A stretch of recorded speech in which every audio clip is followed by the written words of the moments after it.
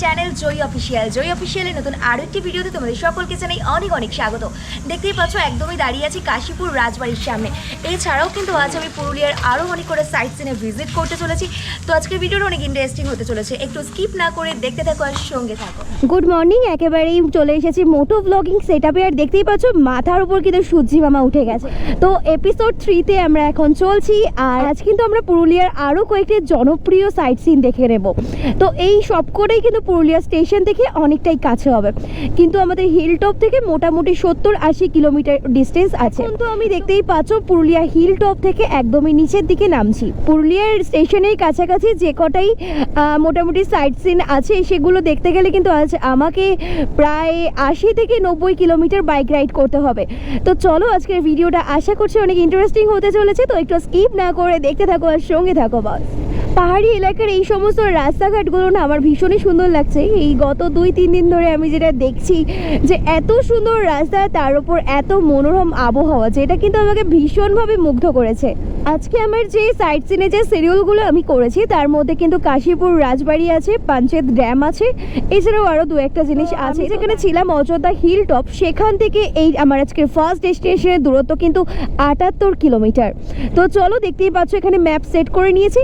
তো দেখা যাক কতক্ষণে সেখানে গিয়ে। এখন ঘড়িতে বাজে ঠিক 7:30। পুরুলিয়ায় এসে আমি যেটা লক্ষ্য করছি সেটা হচ্ছে এখানে সব জায়গাতেই না প্রচণ্ড পরিমাণে শাকসবজি চাষ হয়। এছাড়াও ধান চাষটা বিরাট পরিমাণে হয় এখানে, যেটা কলকাতায় আগে আমাদের বাড়ির দিকেও দেখা যেত, বাট এখন আর সেভাবে আমি দেখতে পাই না। বাট এখানে দেখতে পাই না, ভীষণই ভালো লাগছে। চারিদিকে কোথাও সর্ষে, কোথাও আখ, মানে চাষ হতেই আছে। আর এখানকার মানুষজন অনেক খাটতে পারে, তাদেরকে দেখে মনে হয় তারা অনেক কর্মঠ। মানে কেউ বা গাছের ডাল কেটে বিক্রি করছে, কেউ বা খেজুরের রস। আর এছাড়াও কিন্তু তাদের যে সমস্ত বাড়িগুলো আছে, এই সমস্ত সুন্দর সুন্দর মাটির বাড়ি, সেগুলোতেও কিন্তু তারা সব সময় এরকম সুন্দর সুন্দর কারুকার্য করার চেষ্টা করে চলেছে। এটা প্রতিনিয়ত আমি যখনই বাইক নিয়ে বেরোচ্ছি তখনই কিন্তু এগুলো দেখতে পাচ্ছি। তো এই জিনিসটা আমার ভীষণই ভালো লাগলো। আর এই প্রত্যেকটা রাইডে এরকম যে ওপর থেকে যে নিচ আর নিচ থেকে যে ওপর, এই ব্যাপারটা না বস একদম সেরা লাগে আমার। মাঝে মাঝে আমি কি করছি যে এই যে যখন এই ঢাল থেকে নামা যাচ্ছে না, তখন এরকম গাড়িটা জাস্ট হালকা করে অফ করে দেয়, মানে এরকম চাবি ঘুরিয়ে দিলেও কিন্তু অটোমেটিক গাড়িটা যাচ্ছে।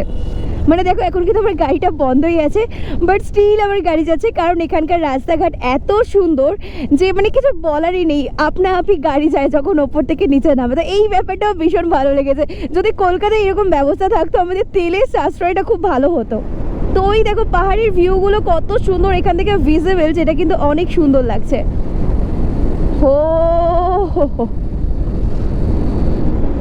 মাঝে মাঝে না এরকম গাড়িগুলো যখন চলে যাচ্ছে আমার একটু ভয়ই লাগছে বলতে পারি, কারণ আমি তো এরকম পাহাড়ি রাস্তায় ফার্স্ট টাইম ভিজিট করেছি। ওয়াও, এই রাস্তাটাকে জাস্ট দেখো।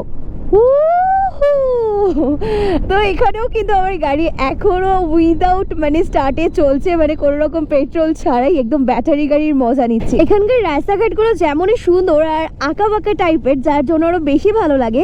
তো সেরকমই কিন্তু এখানকার যে সমস্ত 4 চাকা আছে বা বাইক যাই হোক না কেন, তারা কিন্তু প্রপার রুলস মেনটেন করে। মানে কেউ কাউকে বেশ ওভারটেক করতে তো আমি দেখিনি। আর তারা যে লেনে আসে সেই লেনটাকে ভীষণভাবে ফলো করে, যাতে অন্য কারোর কোনো বিপদ না হয়, এছাড়াও তাদের কোনো বিপদ না হয়। এই জিনিসটা কিন্তু আমার অনেকটাই ভালো লাগলো, মানে ভীষণ ভালো লাগলো। তো এখান থেকে জাস্ট পাহাড়ের ভিউটা চেক আউট করো, অসাধারণ একটা ভিউ দেখা যাচ্ছে। মানে এই যে সূর্যি মামা আর এদিক থেকে জাস্ট ভিউটা, জাস্ট একটা অসাধারণ ভিউ এখান থেকে কিন্তু দেখতে পাচ্ছি। আমি এখানে যেতে যেতে থেমে গেছি, তার কারণ একটাই, একটা ভিউ এখানে আমি দেখতে পেয়েছি। তো সেই ভিউটা আমি তোমাদেরকে শেয়ার করছি, দেখতে থাকো। এখানকার পাহাড়ি রাস্তার রোডটা উপর থেকে কতটা সুন্দর লাগে, জাস্ট দেখো এখানকার ভিউটা, গাড়িগুলো কত সুন্দরভাবে যাচ্ছে।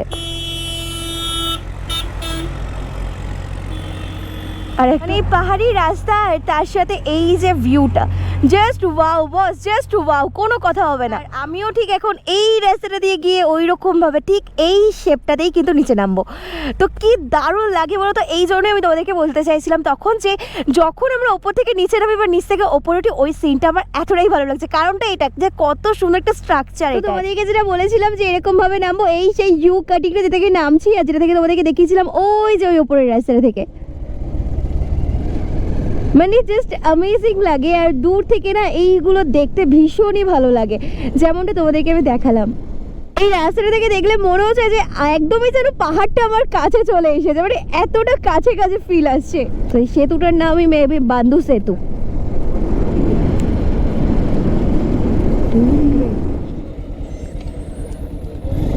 ছাগলের মেলা, বুঝলি তো। আর এই জায়গাগুলো ভীষণই ভালো লাগে আমার, মানে একদম গ্রাম্য ছোঁয়া, গ্রাম্য মায়ের ভালোবাসা, এক আলাদা লেভেলের সৌন্দর্য। এদিকে দেখো, ওখানে গেল ছাগল আর এদিকে হচ্ছে গরুর পাল। একেবারে হিল টপ থেকে আমি নিচে নেমে গেছি, আর এখান থেকে রাজবাড়ির দূরত্ব হচ্ছে 64 কিলোমিটার। এখান থেকে দেখাচ্ছে Bokaro 72 kilometre, Purulia station 28 kilometre, আর বাঁকুড়া 109 কিলোমিটার। তো এই জায়গা থেকেই ঠিক আজ থেকে 2 দিন আগে আমি পুরুলিয়াতে এন্ট্রি করেছিলাম, তো ভীষণই ভালো লাগলো সেই জায়গাটা আবারও দেখতে পেয়ে। তো এখানে হঠাৎ একটা ময়ূর দেখতে পেয়েছি, এই যে হাই হাই। না কেউ টান দেবে না, ঠিক ছিঁড়ে নিয়েছে, ওকে বিরক্ত করবেন নাকি? অনেক পালাচ্ছে, যদি আমাদেরকে ছবি তুলতে দিচ্ছে ওই আমাদের ভালো।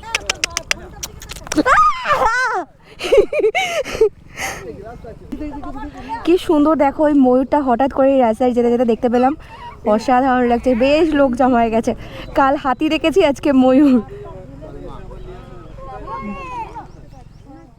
যে ময়ূরকে এখন টাটা জানিয়ে আমি এখন বিদায় নিচ্ছি, টাটা। অনেকটা পথ অতিক্রম করে চলে এসেছি, আর মাত্র 13 কিলোমিটার বাকি আছে আমার কাশীপুর রাজবাড়ি যেতে। বাট সিরিয়াসলি এই রাস্তাটা পুরোটাই একটা গ্রাম্য এলাকা, মানে যে শহরতলির যে জায়গাগুলো পেরিয়ে এক্ষুনি এলাম, তারপর আবারও গ্রামের মধ্যে ঢুকলাম, মানে বুঝতেই পারছি না কোথা থেকে কোথায় যাচ্ছি। বাট আমি তো ভাবিনি যে এই রাস্তাটা ওই রুটের ওপর থেকে পড়তে পারে যেদিক থেকে আমি এলাম। এখানে একটা আমি সাইনবোর্ড দেখতে পাচ্ছি, কামারডি। আচ্ছা, আর এর আগেও একটা মোড় ছিল, তার নাম ছিল বাহুকাটা মোড়। তো এই সাইডের রাস্তাগুলো না পুরোটাই ফাঁকা, তো খুব একটা জ্যামজট তো দূরে থাক, মানে একদমই ফাঁকা, গাড়ি দু একটা যাচ্ছে পরপর, তাও খুবই রেয়ার না। তো স্পিড আপ করে এই জন্য চালাচ্ছি যাতে তাড়াতাড়ি পৌঁছাতে পারি ডেস্টিনেশনে।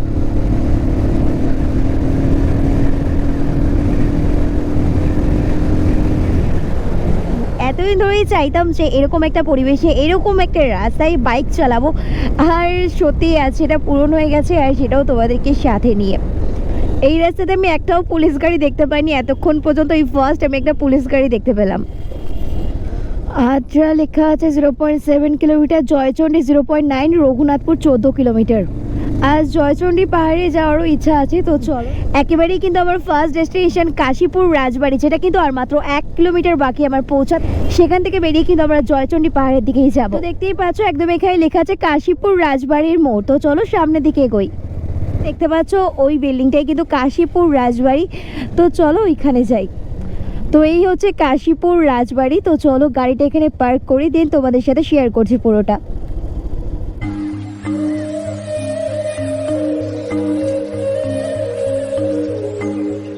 দেখতেই পাচ্ছ একদমই দাঁড়িয়ে আছি কাশীপুর রাজবাড়ির সামনে।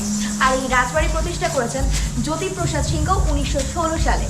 আর এই রাজবাড়ি কিন্তু চীন থেকে মিস্ত্রি এনে এই রাজবাড়ি তৈরির কাজ চলেছে, প্রায় 12 বছর ধরে চলেছিল এই রাজবাড়ি তৈরির কাজ। তো সেই রাজবাড়ির সামনেই দাঁড়িয়েছি, কিন্তু দেখতেই পাচ্ছ রাজবাড়ির গেট কিন্তু এখন ক্লোজ আছে। তোমাদের তো যে রাজবাড়িটাকে পুরোটা দেখতে ইচ্ছা করে বা পুরোটা দেখার হয়, তাহলে অবশ্যই তোমরা দুর্গাপুজোর সময় এই রাজবাড়িতে এসো, তাহলে তোমরা ভেতরে প্রবেশ করতে পারবে, এছাড়াও তোমরা ঘুরে দেখতে পারবে। কেবলমাত্র বছরের দুর্গাপুজোর সময়টাই কিন্তু এই রাজবাড়িটা খোলা হয় দর্শনার্থীদের জন্য। তো এখানে কিন্তু কিচিরমিচির করে অনেক আওয়াজ হচ্ছে, মেবি তোমরা শুনতে পাচ্ছ। এগুলো সবটাই কিন্তু যেহেতু অনেক আগের বাড়ি, তো তাই জন্য কিন্তু চামচিকে ভরে গেছে। বাড়িটা সেভাবেও মেনটেনেন্স করা হয় না, যেটা আমার দেখে মনে হচ্ছে বাইরে থেকে, বাট স্টিল এর মধ্যে আলাদাই একটা ঝলক আছে, মানে দারুণ সুন্দর। বাইরে থেকে দেখলে তো অপরূপ সুন্দর লাগছে, আর ভেতরে গেলে হয়তো আরও সুন্দর লাগবে। তো চলো পুরোটা একবার তোমরা সিনেম্যাটিক শটের দ্বারা এনজয় করে নাও।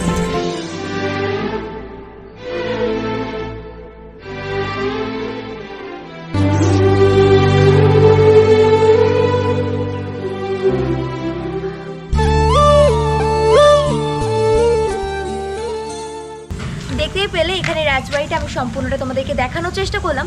এরপরে কিন্তু আমি যাব জয়চণ্ডী পাহাড়, তো একটু স্কিপ না করে দেখতে থাকো আর সঙ্গে আর এই রাস্তাটা কিন্তু জয়চণ্ডী পাহাড় যাওয়ার একদমই শর্টকাট রাস্তা, যেটা এখানকার এলাকার বাসিন্দারা আমাকে বলেছেন, মানে বললেন যে এখান থেকে গেলে নাকি অনেক তাড়াতাড়ি জয়চণ্ডী পাহাড় চলে যাওয়া যাবে, এতটা সুন্দর। আর এখানে একটা দিঘি টাইপের আছে, এখানে কিন্তু দেখতে পাচ্ছি অনেক শাপলা হয়ে রয়েছে, তো এগুলো বেশ ভালো লাগছে। আর খেজুর গাছগুলো দেখো, সব মনে হয় প্রতিদিন এখান থেকে রস নেওয়া হয়, তাই জন্য সব চেঁচে ছিঁড়ে রেখেছে। এই যে শর্টকাট রাস্তা থেকে বেরিয়ে যাচ্ছি, আর এখান থেকে একদমই উঠে গেছি মেইন রোডে।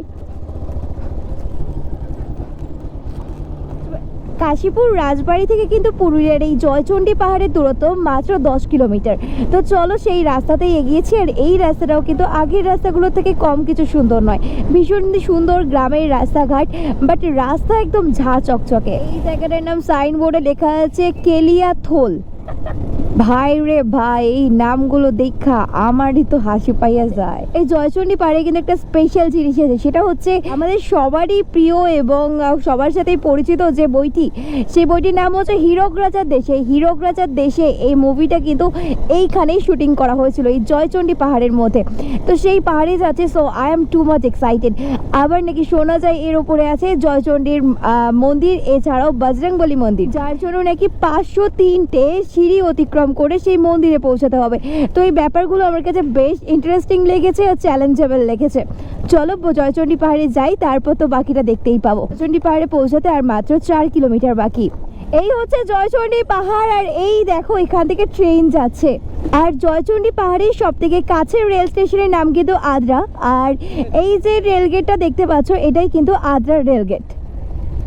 তো জাস্ট ওপরে পাহাড় আর নিচে ট্রেন যাচ্ছে, জাস্ট ভিউটা একবার দেখো, অসাধারণ, জাস্ট অসাধারণ। তো আমি এখন আদ্রার যে রেল গেটটা সেটাকে ক্রস করলাম। এরকম একটা ছোট্ট সুন্দর গ্রাম আছে, এই গ্রামটার মধ্যে থেকেই কিন্তু যেতে হয় জয়চণ্ডী পাহাড়ে। যদিও চলেই এসেছি জয়চণ্ডী পাহাড় রিচ করতে, কিন্তু আর মাত্র 1 কিলোমিটার বাকি আছে। জাস্ট ভিউটা দেখো, ওয়াও, ক্যা বাত বস, খুবই সুন্দর লাগছে এখান থেকে দেখতে, মানে অসাধারণ একটা দেখা যাচ্ছে পাহাড়টাকে, খুবই সুন্দর লাগছে, চোখের শান্তি, মনের শান্তি, এভরিথিং। এই যে একদমই অফরোডিং ওয়ালা রাস্তা, এখানে বেশ দারুণ লাগছে, অফরোডিংটাকেও সেইভাবে এনজয় করছি। যাই হোক, এক্ষুনি কিন্তু আমার গাড়ি এক জায়গায় স্কিপ মারছিল, বেঁচে গেছি। আস্তে আস্তে পাহাড়ের ওপরের দিকে উঠছি, বাট আমার না একটু না বিরাট ভয় লাগছে, কারণ পুরোটাই বালি, তো যদি গাড়িটা স্কিপ মেরে দেয়। তো এই হচ্ছে আমাদের জয়চণ্ডী পাহাড় পুরুলিয়ার। তো চলো, ওখানে দেখতে সবাই গাড়ি পার্কিং করেছে, তো গাড়িটাকে পার্ক করি, দেন বাকি কথা হচ্ছে। তো এটা দেখতে পাচ্ছ জয়চণ্ডী মাতার বজরংবলীর মন্দির আছে এখানে, আর এখানে কিন্তু 500টা সিঁড়ি আছে, তার বেশি তো কম হবে না। তো চলো একটা চ্যালেঞ্জ নেওয়া যাক যে 500টা সিঁড়ি অতিক্রম করে আমি কি যেতে পারছি। তো চলো একটু স্কিপ না করে দেখতে থাকো আর সঙ্গে থাকো বাস।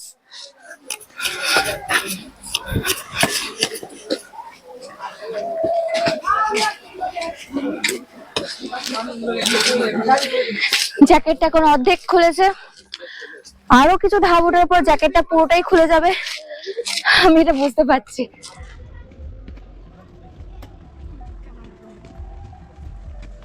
জ্যাকেটটা পুরোপুরি খুলে গেছে, মনে হয় আমি 200টা সিঁড়ি অতিক্রম করেছি, এখনো 300টা সিঁড়ি বাকি আছে। আমি জানি না আমি 200টা করেছি কিনা, আমি গুনিনি, এতটাই কষ্ট হচ্ছে যে আমি গুনার সাহস পাইনি।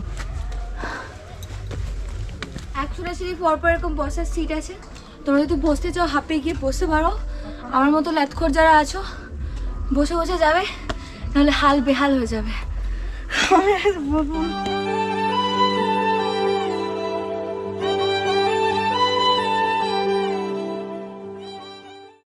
হয়ে গেছে, মানে 100%-এর মধ্যে 90% ডান, 10% বাকি আছে।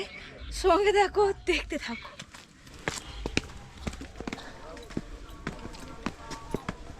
দেখতেই পাচ্ছ একেবারে চলে এসেছি শ্রী শ্রী বজরংবলী মন্দিরের সামনে, 503টে সিঁড়ি অতিক্রম করে। তো এই হচ্ছে মন্দির।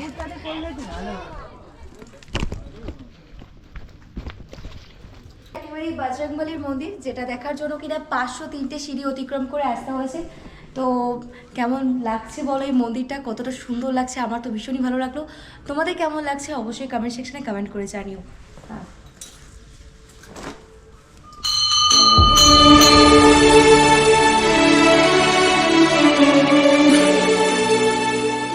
আর মোটামুটি 30টা সিঁড়ি বাকি আছে জয়চণ্ডী মাতার কাছে যেতে। তো চলো।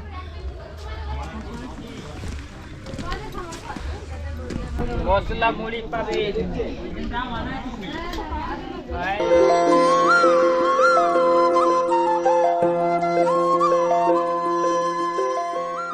এটা হচ্ছে জয়চণ্ডী মাতার মন্দির, আর পাশেই আছে বজরংবলীর মন্দির। তো এগুলো দেখালাম, কেমন লাগছে অবশ্যই কমেন্ট করে জানিও। তো দেখতেই পাচ্ছ এই একেবারে মন্দিরের কাছ থেকে ভিউটা ঠিক এরকম লাগছে, অসাধারণ ভিউ। কিন্তু সিনেমাটিক শট তোমাদের জন্য থাকছে, সেগুলোকে এনজয় করতে থাকো।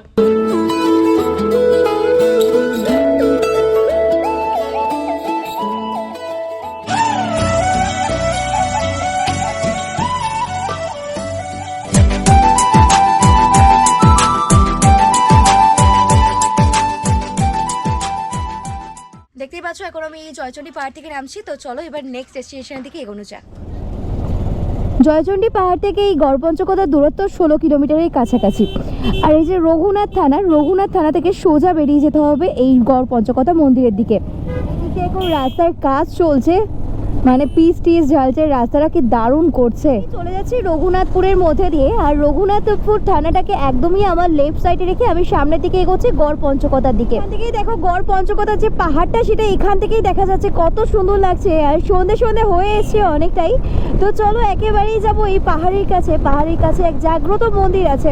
তো চলো একটু স্কিপ না করে সঙ্গে থাকো আর দেখতে থাকো। রামনাকালী রেল স্টেশনের কাছেই কিন্তু এই গড়পঞ্চকোটা, আর এখানে আসার জন্য তোমরা আমি যা দেখলাম টোটো বা রিক্সা কিন্তু এখান থেকে পেয়ে যাবে।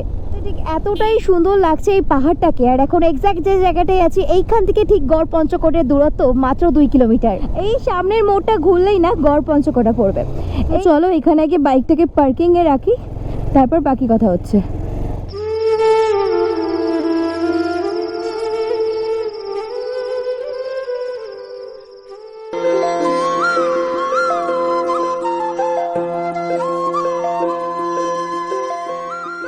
দেখতেই পাচ্ছ একেবারেই চলে এসেছে গড়পঞ্চকোটের কাছে।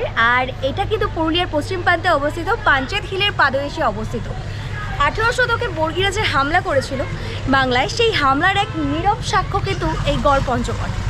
দেখতেই পাচ্ছ কতটা সুন্দরভাবে এখনও এটাকে সাজিয়ে গুছিয়ে রাখা হয়েছে, ভীষণই সুন্দর লাগছে। বর্গীরা বাংলায় যে হামলা চালিয়েছিল সেটা কিন্তু প্রায় 10 বছর ধরে। তো চলো আরও কিছু ভগ্নপ্রায় স্তূপগুলো আমরা একটু দেখে নিই। এখান থেকে এই মন্দিরটা শুরু হচ্ছে, আর এদিকে দেখো ধ্বংসস্তূপগুলো সব আছে। তো একদমই ক্লোজে নিয়ে যাবো, দেন দেখাচ্ছি। সিনেমেটিক শট দেখে নেওয়া যাক।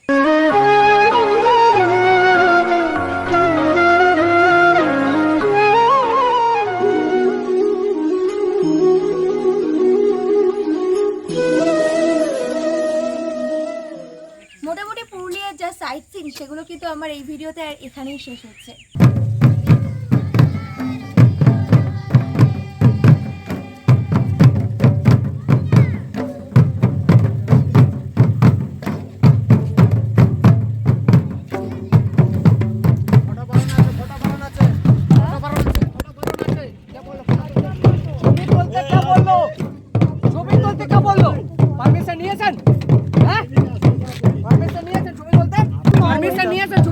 পুরুলিয়ার এপিসোড নাম্বার 3 আজকে আমি দেখেছি কাশীপুর রাজবাড়ি, জয়চণ্ডী পাহাড়, আর এখন আমরা দেখলাম গড়পঞ্চকোটা। তো আমার আজকের ভিডিওটা আমি এখানেই শেষ করছি। ভিডিওটি ভালো লাগলে অবশ্যই লাইক, কমেন্টে শেয়ার করে দিও।